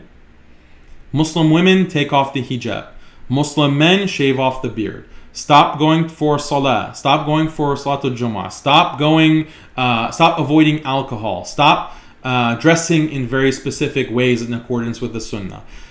Stop abiding by, all these kinds of provisions and requirements and commandments of Islam. Just fit in. Just assimilate. 100% assimilate. Be like everyone else. Okay. And therefore, you're going to fit in. No one is going to discriminate against you. No one's going to hate you. No one's going to look at you funny when you walk down the grocery store. That's the solution to Islamophobia if you want to do it. If you want to take Islam out of the equation, it's very easy. But we can't do that. Islam is a part of the equation. Being Muslim, the definition of a Muslim is one who submits. So even with our being a Muslim, embedded within that is the concept of Islam. What does it mean to submit to Allah? That's a theological question. Okay? So that's the main idea here. You're not going to separate Islam and Islamophobia. And you have these secular attempts to do so, because if you can create this category of Islamophobia in legal discourse, then it has certain kinds of benefits for Muslims, politically and legally. The question is, do those benefits outweigh the harms? I think that we're reaching the point where the harms are outweighing the benefits of promoting this concept of Islamophobia. One of the main harms is, again, it's creating this secularized mindset where we view ourselves as a race, we view ourselves as an ethnicity. This is a problem. Like this is cultural Islam. If you have a cultural mindset of what it means to be a Muslim, then and theology is not part of the equation, okay, then a Muslim can say things like, I think that homosexuality is perfectly fine. I think drinking alcohol is perfectly fine. I think my Allah is a she. I think that we need more transgendered people in the military, as Ilhan Omar infamously said. You can say all of these things, and it doesn't have any impact on your status as a Muslim, because Islam is not part of the equation. You're just a cultural Muslim. So this is a big negative impact on the Muslim community.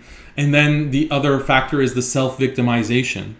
The self-victimization within the concept of Islamophobia, where we're expanding the definition and we're saying that, oh, you're Islamophobe, you're an Islamophobe, you're an Islamophobe.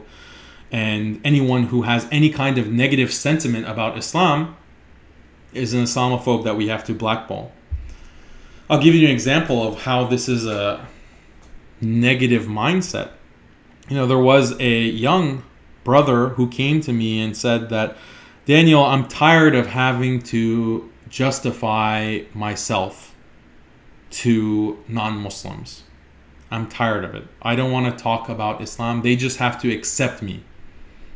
as a Muslim. They just have to accept me. These people are ignorant, they're bigots, and I'm tired of answering their questions. They ask me about things like hijab, they ask me about things like alcohol, they ask about the Quran, they ask about the Prophet sallallahu alaihi wasallam. I'm just done with it. They need to shut up, accept me for who I am, and end of conversation. And then I said to the brother, I sympathized. First of all, I said, I know it's very difficult. We're living in a very difficult environment and context in the modern period. That being said, these are great dawah opportunities. You have the opportunity to speak about Islam. You have the opportunity to speak about the truth. You can share the beauty and the truth of Islam with others when they're asking these questions. Okay? They're asking these questions not because maybe some of them have hate. Okay? If that's the case, then that's their hate. Allah will deal with them, right? But others, they just might be genuinely curious. They genuinely want to know, like, well, what's this Quran? Like, why are there these verses? What's the life of the Prophet, peace be upon him? These are general questions that they have. So you have an opportunity to address that. This is all theological.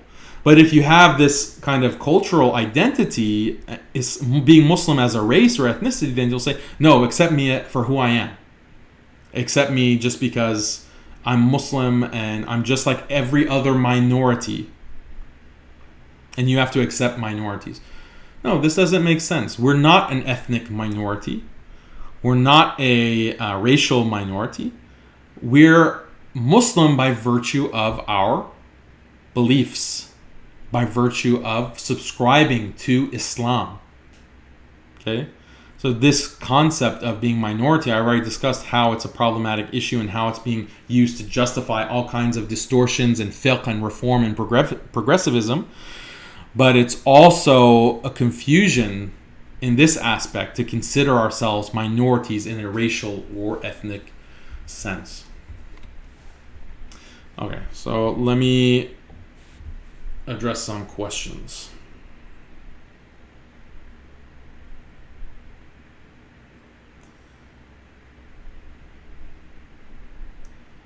Okay,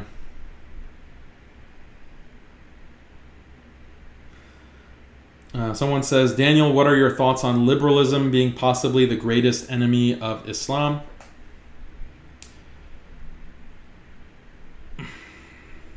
It depends on what you mean the greatest enemy of Islam. Because I don't want to speak on that, because that's a pretty specific claim. Because if you want to say, what are the greatest enemies to Muslims? You can mean different things by that. If you mean like a Muslim individually, there are enemies like the nafs, enemies like hawa, enemies like dunya. The dunya is a big enemy for the believer because the dunya can delude us and take us away from Allah and allow us to ignore the akhirah. So the dunya is a big enemy. And shaitan is a big enemy. Usually these four are considered the biggest enemies by the ulama of the believers.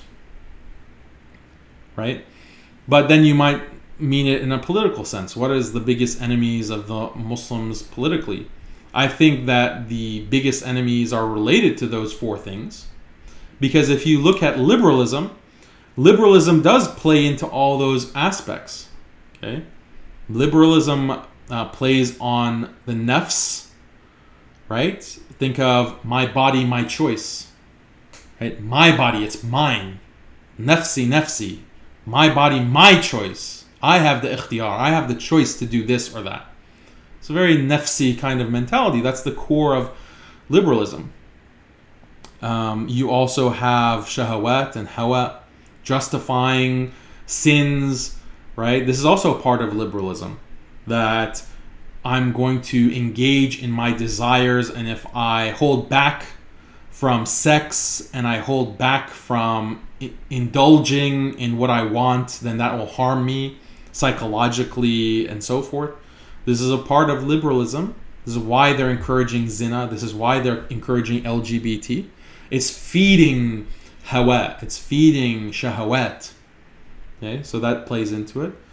And then dunya, obviously the secular materialistic mindset is a part and parcel of liberalism, right? That only the dunya exists. There's nothing beyond the dunya. And if you sacrifice for the akhirah, this is irrational, right? If you sacrifice for the akhirah by, for example, fasting, you are fasting in Ramadan, you're not eating and you're not drinking, you're not engaged in sex. Basically, you're holding back from your desires for the sake of the akhirah, but you're sacrificing your dunya. And this is actually something we see in certain Muslim countries where dictators would tell Muslims, don't fast in Ramadan. Okay? Arab dictators would say, if you fast in Ramadan, your productivity will go down because you won't have as much energy. You won't have as much energy to work in the factories and to do a good job. And so the GDP will go down and our country will be negatively affected. So don't fast in Ramadan. And these dictators would go on TV, national TV, and drink during the daytime in Ramadan, as an example. But that mindset, okay, and these dictators are colonial puppets. And colonialism is a product of liberalism. Okay? And I've given lectures on this. You can check my YouTube channel to see the different lectures on this topic, and I come back to it again and again. But this kind of dunyawi mentality of prioritizing dunya and dunya concerns, being pragmatic, right? Again, being pragmatic over the akhirah, that's part and parcel of liberalism. And shaitan is definitely a part of liberalism in many ways. And you can see this in Satanism.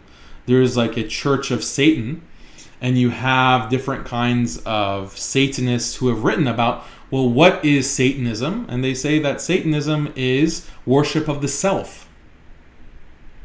Worship of the self. And they'll say that the biggest holiday for the Satanist, what is the biggest satanic holiday? And they say the biggest satanic holiday is your birthday. The day that you were born, because you're worshiping the self. So this is also satanic, right? So liberalism prioritizes again the self, your desires, your wants, your ego. So I would say that this is the biggest. I would say that this is a very big threat. It's been a threat against the ummah for.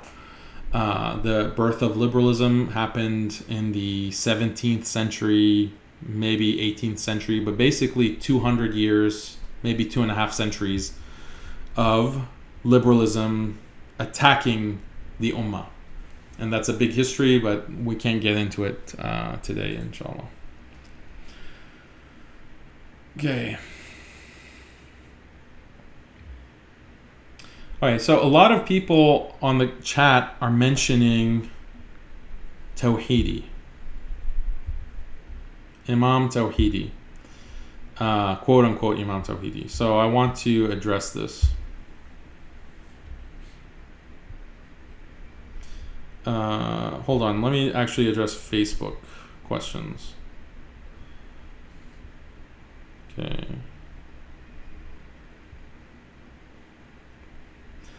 Shafiqul Islam says, Assalamu alaikum, shouldn't Muslims seek the rights set out for them under the US Constitution as citizens?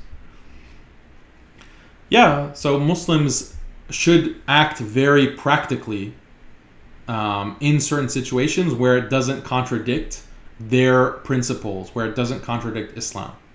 No doubt about it. If, insofar as we can pursue our rights as citizens without compromising Islam, then yes, we should do that for advancing the interests of Muslims.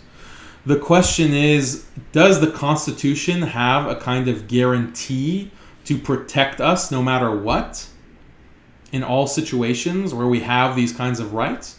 And the answer to that is no. The Constitution doesn't have this kind of protection for Muslims or Christians or Jews or anyone actually. Why? Because the Constitution, you might say, well, doesn't the Constitution protect religious freedom? But the issue is that, what is a religion? Okay? This is a simple argument. What is a religion?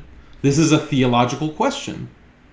And you see some of the people who are attacking Muslims, they'll say, no, Muslims don't deserve religious freedom because Islam is not a religion. Islam is a cult.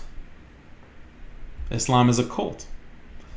And is there a way to respond to this argument? You have to get into a theological debate. And there's no guarantee of how that debate will go. There are no principles. Like, if you have a debate on something, there has to be ground rules and there has to be principles, a shared ground on which to have that debate. But on these kinds of theological questions, there is no shared ground. You're coming from, as a non-Muslim, you're coming from a completely different mindset than where I'm coming from as a Muslim. And so this is a conflict. This is a debate that doesn't have a principled solution. And this is what is inherently incoherent about secularism. And this is a much bigger discussion, but it boils down to this kind of issue. Okay?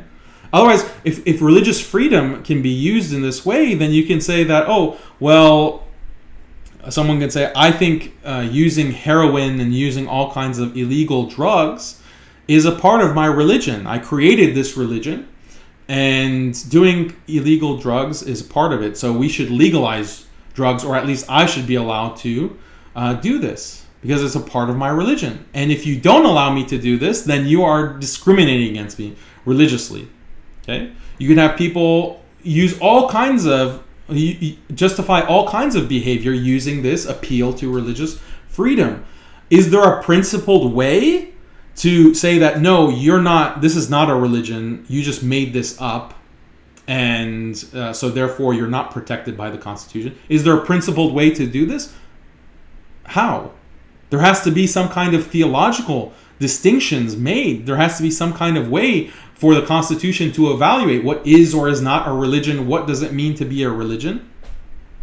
And there's not a principled way to do that. Okay, so the whole thing collapses. Right? The whole thing is hollow. It's empty. So this is what I would say to relying on the Constitution. So another question: can you also pinpoint the danger of conservatives and right-wing politics, nationalism, and the nation state? Yeah. So when it comes to the right wing, they're also liberal. Okay, they're also promoting a kind of liberal mindset, and this is how I always explain it: that liberalism is a philosophical liberalism that extends back to the 18th century, arguably the 17th century in the West.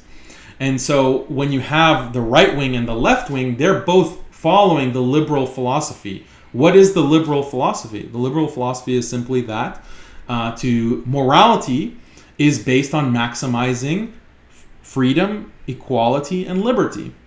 That's all morality is based on, good and bad. We don't need God, we don't need religion to tell us what is right and wrong, good and bad. We just know that whatever maximizes freedom, liberty, equality, and so forth, this is what is right and wrong. And so that kind of principle is at the top. And then right wing and left wing, they just disagree. Their only disagreement is on what is the best way to achieve freedom, equality, liberty. But they agree on the principle. The disagreement is on the furu', on the details, on the different branches, right? So the right wing is liberal still, and the right wing is pushing colonization of the Muslim world in the same way that the left wing is. An example of this was recently, Donald Trump says that we need to push LGBT decriminalization in the Muslim world. And the idea was that, look, certain countries like Saudi Arabia, like Iran, like Brunei, like Malaysia have laws against same-sex behavior. They implement the hudud, the sharia, and we have to put sanctions on these countries to prevent them from doing this so that they legalize homosexuality and homosexual behavior. This is not coming from Obama. This is not coming from the left wing. This is coming from the right wing. Donald Trump is using this. His State Department is using this as a weapon against the Muslim world. Okay? And this is liberal. He's pushing freedom and equality for people engaged in same-sex behavior.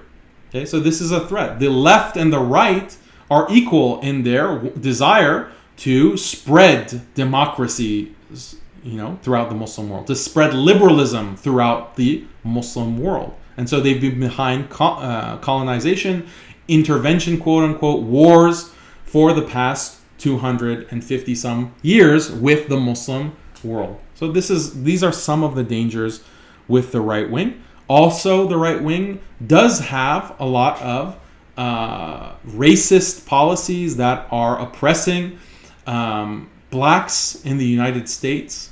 When you look at certain things like the prison industrial complex and how the black community has been targeted by police, and with some of these policies, drug policy and so forth, it's unjust, okay, that a specific race is being targeted. But it's not just, what people ignore is that they think, okay, the right wing is racist, as an anti-black. But the reality is the left is just as racist to a certain extent, but they hide it. They don't show it. It's not as manifest. And the person who really recognized this early on was Malcolm X. Malcolm X was the one that said that, look, the right wing, they're wolves. The left wing, they're foxes, right? They trick you. But they're part and parcel. They're the same thing. They're carnivores trying to destroy the black race, okay, to subjugate the black man. So this is something that Malcolm X recognized. And the policies that are used against the black community are also coming from liberalism as a philosophy overall. The idea that prison is necessary to rehabilitate a person and to go through a process of restitution. This idea of prison is coming from liberal Western thinkers. Okay, so the expansion of the prison industrial complex has a lot to do with liberalism. But nonetheless, we can point out that there are these problems with the right wing and the left wing, and they're part and parcel. They're coming from the same roots. And to say that, Muslims have to side with one over the other is irrational, and it's contrary to our interests, and it's contrary to the iman of the community in the way that I've described. Okay. Hey, 1 second. I'm getting a call. I'll be right back.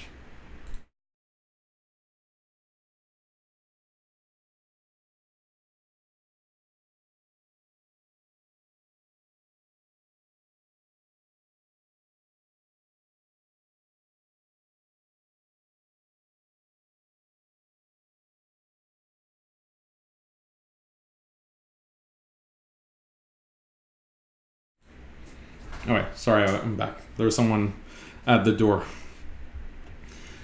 Okay, I'm done that. So it's important to keep these dynamics in mind, to keep this, again, it's very manipulative to say that the Muslim community needs to be with one political party, particularly the left. And I want to explicate this with a very, hopefully, instructive example, because recently, I posted this picture or this tweet, and I want to share it with you on Imam Tawhidi. So a lot of you are mentioning Tawhidi, and this is what he tweeted recently. He says, if you start a new religion, he's talking to Ricky Gervais, the British comedian. He says, if you start a new religion, I'll be your prophet Muhammad.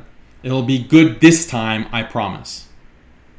Okay, so this is what this munafiq said, insulting Islam, insulting the Prophet sallallahu alaihi wasallam, setting himself up as a kind of prophet. So this guy is, he's an agent, right? He's being paid big bucks to play this part of a Muslim and act like a Muslim, and he has like this costume where he wears the turban and he wears the, galabiya, like a thobe, and goes on different right-wing channels, especially in Australia, especially in Europe, and he denounces Islam. His book, that he constantly is bragging about is called The Tragedy of Islam, right? He's calling Islam itself a tragedy, okay? So this guy, it's clear what his status is, so I'm not going to belabor that. But he's playing this kind of role. He's playing this role as a representative of the Muslim community. And the right wing is taking advantage of that. And he's being promoted on Fox News. He's being promoted on all of these kinds of right-wing outlets. And he's doing damage because what he's saying is that Islam, the traditional conservative Islam means killing people, means terrorism, means violence against women, means X, Y, and Z. So we need to denounce Muslims who abide by Islam in this way. And we need to reform and so on and so forth. So my background with Tawhidi actually is that, I'll just give you that real quick, is back in November of last year in 2018, I was in a way kind of tricked into debating him. I say it's a trick because the original event that was supposed to take place in New York at that time was a panel discussion. There was supposed to be a panel discussion with me, Tawhidi, and several other Muslims, and even a couple of atheists. And it was a panel discussion on Islam and modernity. And the question was, does Islam pose a challenge to modernity? And so this is what I had prepared for. And I thought that, look, I'm going to give a good perspective, inshallah, and say that, no, the problem is not with Islam. The problem is with modernity. So if we want to say is Islam a problem for modernity? Yes, it is a problem for modernity because modernity is a disease. Modernity is a problem that needs to be rectified and is creating all of these issues for humanity as a whole. So this is the kind of argument that I want to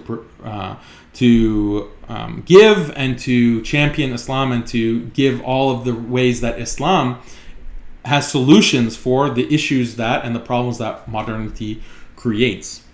So I prepared for this panel, but then I actually go to the venue, okay, and I'm expecting to be on a panel. And it turns out that everyone had canceled except for Tawhidi and one of the atheists. So I was like, well, what's going on? They said, well, everyone canceled, but we have everything set up. And would you like to actually just have a debate on Islam? Maybe we can do Sunni Shia. Maybe we can do atheism in Islam. And I said, no. I didn't prepare for a debate.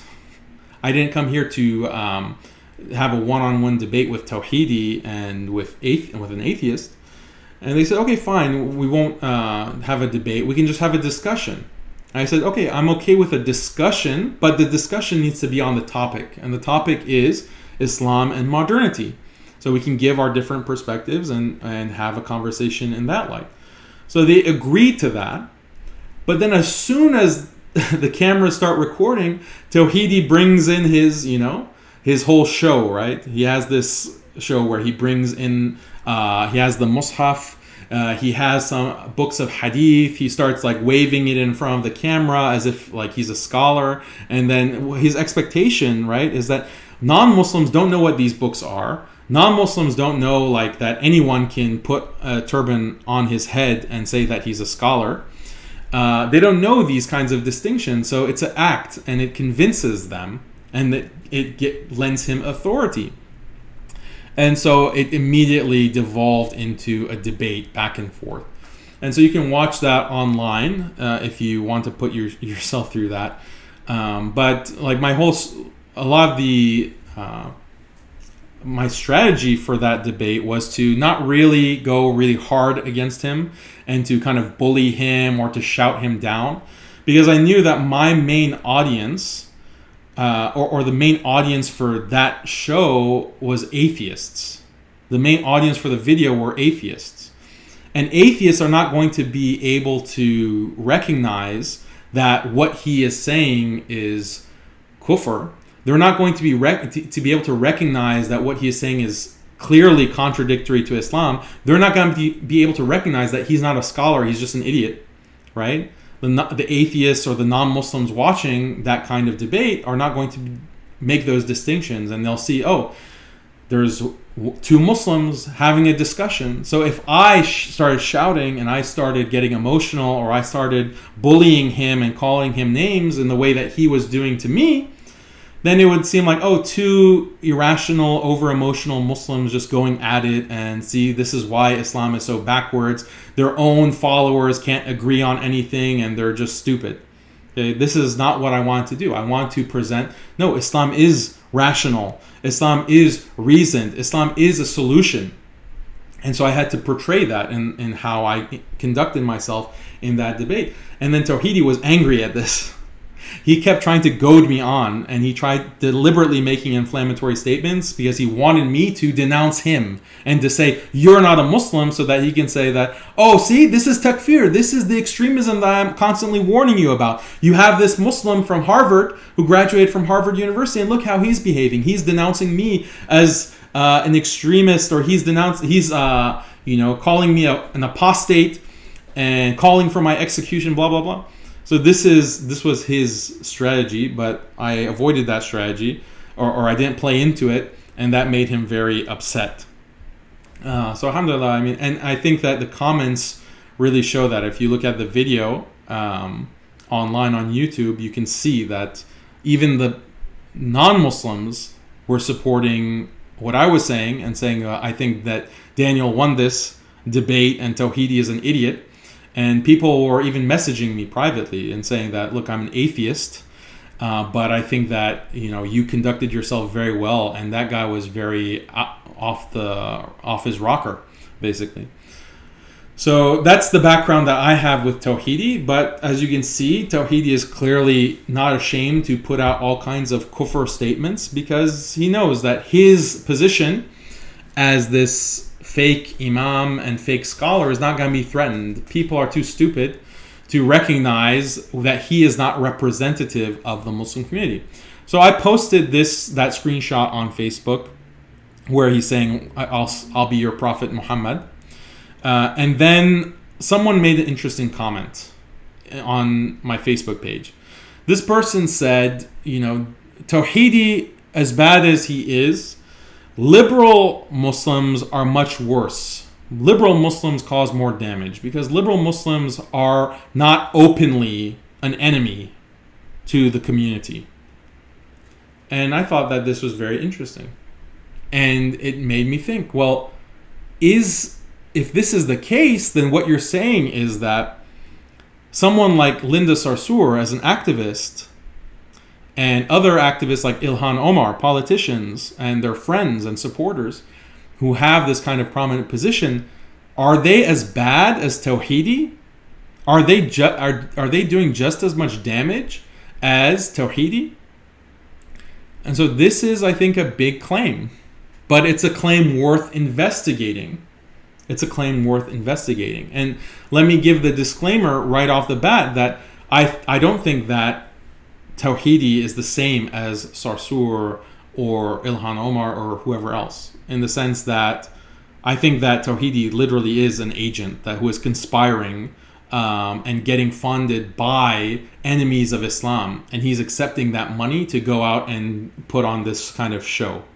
I think that that's actually the case, and there's indications of that I had when I was there in that studio that we were recording. Like certain things that he was saying made that clear that weren't captured on camera. But I don't think that that's how Linda Sarsour is, or even Ilhan Omar. I don't think that that's really what's going on with them. I think that they're well-intentioned. But nonetheless, their actions can be evaluated beyond what they privately have in their hearts or what they intend to do or their good intentions, right? The road to hell is paved with good intentions, right? Where you think you're doing the right thing, but in fact, you're doing something very wrong and doing something very harmful. And so this is the kind of thing that I was mentioning earlier. The right wing has its version of the good Muslim, and the left wing has its version of the good Muslim. But both of them are being used as political pawns against the Muslim community and against Muslim interests. Okay? And so you can say on the right, you have Tawhidi, you have someone like Zuhdi Jasser, you have someone like Asra Nomani, you have other kinds of people like that on the right. And they will say that I am a proud Muslim, but a Muslim can also be a Zionist. A Muslim can also support Zionism, right? A Muslim can also, what's an example? A Muslim can also support police brutality. I mean, they wouldn't say police brutality. They'd say Muslim who supports a kind of powerful police force that is imposing this kind of brutality against violent minority criminals. A Muslim can also be for surveillance of Muslims. Someone like Zuhdi Jasser and Tawhidi say that Muslims need to be surveilled, that we have all of this NSA surveillance, even CIA surveillance. We need to put surveillance in mosques, video cameras, recorders. We need to have spies actually going to the Muslim community. Okay? These are things that we can advocate even though we're Muslims. And so this is why Fox News and the conservative outlets, blogs and so forth will feature that version of the good Muslim. This is clearly doing harm to the Muslim community. But look, the harm that we decide, like this is harmful, is based on what? How do we define what harm is? We go back to the theological question of what Islam is. Islam defines harm for us. Islam defines right and wrong. Islam defines that this is a problem or this is contrary to the interests of Muslims. It's a theological issue. But then we have the same exact thing on the left, with the left's definition of the good Muslim, right? You can be a Muslim and have LGBT best friends, and you can be Muslim and embrace the LGBT lifestyle, and you can be a Muslim and say that down with the patriarchy. You can be a Muslim and say my body, my choice. You can be a Muslim and say that men and women should have equal inheritance. You can be a Muslim and say my Allah is a she, right? All of these kinds of things that these activists and left-wing figures say. You can be a Muslim and love Christianity. You can be a Muslim and love Judaism. You can be a Muslim and love the church. Perennialism, basically. This is the definition. So this is what a good Muslim, according to the left, looks like. But this is also wrong. Look at all of these violations of what? Islamic values. Okay? They're also causing a great deal of harm. How do we define harm? By looking at what Islam defines as harm. What Allah says is harmful, is wrong, is unjust, is immoral, unethical. Everything goes back to that fundamental question. And so really they're two sides of the same coin. But for some reason, Muslims will recognize that Tawhidi is garbage and is posing this kind of damage to the Muslim community, but they won't have the same attitude towards these left-wing activists, these left-wing partisans that are pushing perennialism, feminism, liberalism, LGBT, globo, homo ideology. They're two sides of the same coin. And then one of the excuses that people will give is that, well, what Tawhidi is advocating will have tangible harm because he's advocating for surveillance. He's advocating for actual violations of Muslim lives, right? Whereas the left wing isn't, and left wing activists aren't. This is the excuse that's given. But this is a flimsy excuse. Okay? As I mentioned earlier in the broadcast, that the Muslims that are being defended by the left fit that particular mold of the tolerant and so forth. Okay? Muslims that don't fit that mold, like me and the majority of the Muslim community around the world, we are not good Muslims. We are not considered good Muslims. We're considered extremists. We are considered on the verge of terrorism. We're considered to be a problem. according to the left-wing political establishment. And that's why I, for example, and other Muslims like me, are constantly getting attacked by the left and the right. Because what we're advocating, Islam that we're advocating, is contrary to what the left considers to be good Islam, or what the right considers to be good Islam. So our lives are just as much in danger. Okay? The left has not done me any favors. It's not done the Muslim community any favors. And this is what I ask myself, and I encourage you to ask if you're living in America or you're living in the UK maybe. Sadiq Khan, the mayor of London, has your life as a Muslim improved? Has the state of Muslims around the world improved by having this mayor, this Muslim mayor, who is constantly compromising and going against Islamic values? Are our lives improved now that there are 2 Muslim congresswomen? Right? Has anything really changed? Arguably, things have gone worse.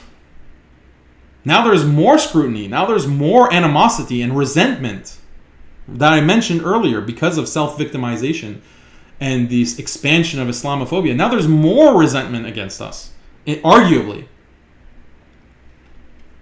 So where is the benefit? Where's the tangible benefit that I have?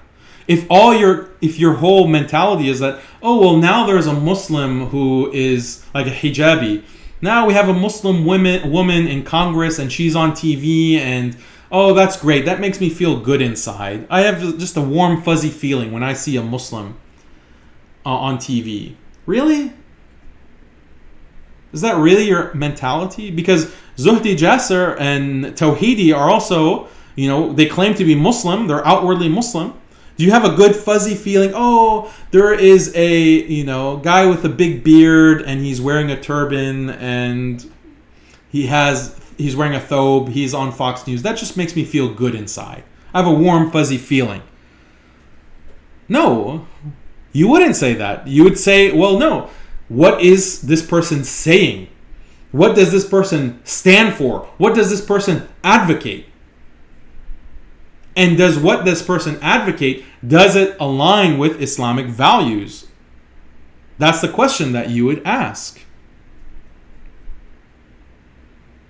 So this idea of, as long as there's a Muslim on TV, as long as that's just good representation and we have visibility, and then people are going to be nicer to Muslims because of that. No, that's plainly false.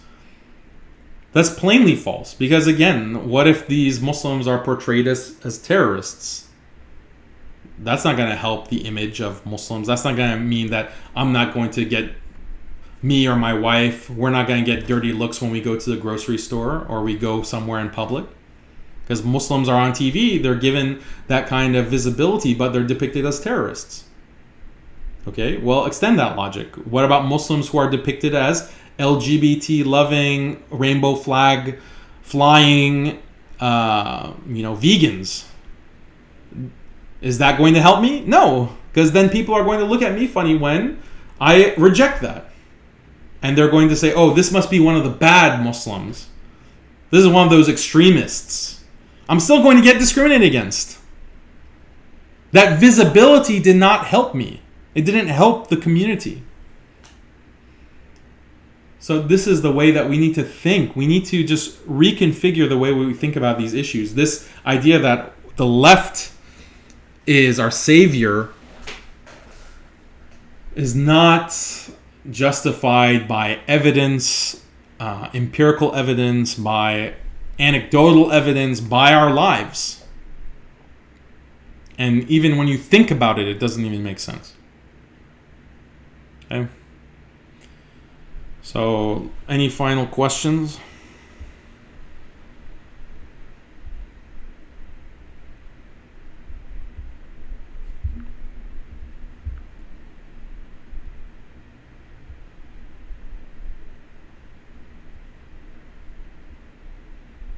Okay, ZooGirl111 says, we shouldn't be okay with tokenism. Absolutely agree with that. Abu Mujaddid says, the liberals made the conservatives become more extreme. Absolutely agree with that. There's kind of a feedback loop where one side tries to outdo the other, and it creates this spiral into more and more aggressiveness. Muazzam says, I have a question. Do you have any hope for the West in a post-left or right world? Maybe the emerging alt-right? Do I have hope? Yeah, a believer should always have hope. Do I think that the hope is going to come from the alt-right? No.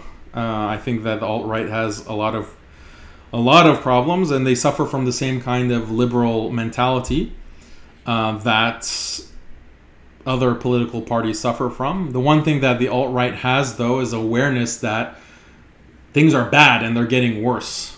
So the alt-right has the awareness that the situation is devolving. They don't have the solution to that because they're usually atheists or they're post-Christian, and they're secular. So they don't really have the solution, but at least they're aware. But I don't think that there's much hope for that particular movement. Okay. Croc says, I like that word globo homo. Yeah, it's a good term. It's a very descriptive term for what's happening. Okay. So, barakallahu fikum. Barakallahu fikum for tuning in. I appreciate your questions and your comments. Just to end it on a positive note, we are in Ramadan, and so I want to encourage you all to recalibrate, to reorient. I encourage myself to recalibrate and reorient, and just go back to the ayat that we read at the beginning, that our main priority should be Ridwan Allah, right? The pleasure of Allah. And if we are laser focused on that, then no harm will come to us. Okay, we will not be harmed. We will not grieve. Allah will take care of us as long as we have tawakkul in Him, and not be deluded into thinking that the left will save us, that our saviors are the Democrats, or we have to be pragmatic and we have to compromise on our deen because we're afraid and there's Islamophobia and we're victims and blah, blah, blah. This is the wrong mentality. Refocus in this blessed month, brothers and sisters, please, on Ridwan Allah. Okay? And if we truly get into that orientation and that mindset, then Allah will change our state. If we change what's in our heart, Allah will change our state and bring us success and tawfiq in this life and the hereafter. Assalamu alaikum wa rahmatullahi wa barakatuh.